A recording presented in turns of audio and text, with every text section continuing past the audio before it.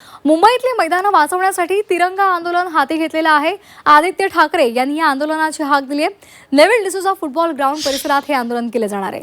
मुंबईतली मैदानं आणि मोकळे भूखंड वाचवण्यासाठी आदित्य ठाकरे यांनी तिरंगा आंदोलनाची हाक दिली आहे। आज संध्याकाळी वांद्रे इथल्या नेव्हिल डिसूजा फुटबॉल ग्राउंड परिसरात हे आंदोलन केलं जाईल। हातामध्ये तिरंगा घेऊन मुंबईकरांनी या आंदोलनामध्ये सहभागी व्हावं असं आवाहन सुद्धा आदित्य ठाकरे यांनी केलं आहे। आणि या संदर्भात अधिक माहितीसाठी आपण जाणार आहोत आमचे प्रतिनिधी स्वप्नील जाधव यांच्याकडे।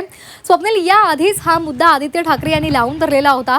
मैदानं असली पाहिजेत, मुलांना त्यावर खेळता आलं पाहिजे, हा सातत्याने मुद्दा त्यांच्याकडून उपस्थित केला गेला होता आणि आता त्यासाठी त्यांनी तिरंगा आंदोलनाची हाक दिली आहे। काय या संदर्भातली माहिती आहे?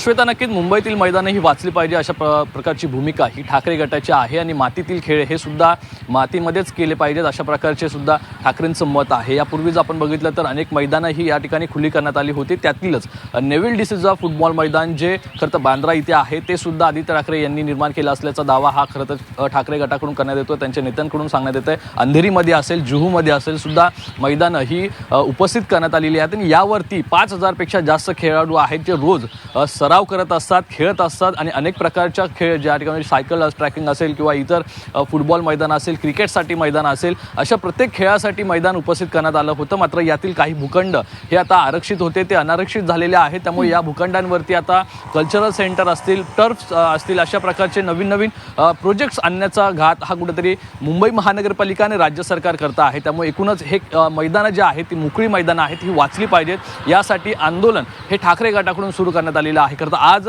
संध्याकाळी 5 वाजता नेव्हिल डिसूजा मैदान जे आहे या मैदानावरती, फुटबॉल मैदानावरती आंदोलन 5 वाजता होणार आहे। तिरंगा हातामध्ये घेऊन आदित्य ठाकरे आणि त्यांच्यासह शिवसेनेचे कार्यकर्ते, पदाधिकारी, नेते, आमदार हे या आंदोलनामध्ये सहभागी होतील। काल सुद्धा मुलुंडमध्ये आदित्य ठाकरे यांनी मैदानाची पाहणी केली होती आणि यानंतर आजच्या या आंदोलनामध्ये नक्की सरकारवरती कोणत्या भाषेमध्ये घणाघात करतात हे पाहणं महत्त्वाचं आहे। मात्र नेव्हिल डिसूजा फुटबॉल मैदानावरती एक कल्चरल सेंटर उभं राहायचं आणि या मैदानावरती 5,000 पेक्षा जास्त फुटबॉलपटू असतील किंवा इतर खेळातील जे खेळाडू आहेत ते सराव करत असतात। त्यामुळे या सर्व खेळाडूंचा प्रश्न उपस्थित होतो आणि हे कुठे जाणार अशा प्रकारचा सुद्धा प्रश्न उपस्थित होतो। त्यामुळे सरकारने दुसरी जागा बघावी आणि हे जे मोकळी मैदानं आहेत ती कुठेतरी कंत्राटदारांच्या घशात घालण्याचा प्रयत्न हा केला जातो असा आरोप जो ठाकरे गटाकडून केला जातोय। यावरती आज नक्की आदित्य ठाकरे पुन्हा एकदा काय घणाघात करतात हे पाहणं महत्त्वाचं आहे। मात्र याला प्रशासनाकडून कशा प्रकारे उत्तर दिलं जातं हे महत्त्वाचं आहे, कारण हे जे प्रकरण आहे हे खरं तर कोर्टामध्ये प्रलंबित आहे। या संदर्भातील केसेस सुरू आहेत, त्यामुळे या आंदोलनाकडे कशा प्रकारे प्रतिक्रिया उमटतात हे पाहणं महत्त्वाचं असेल।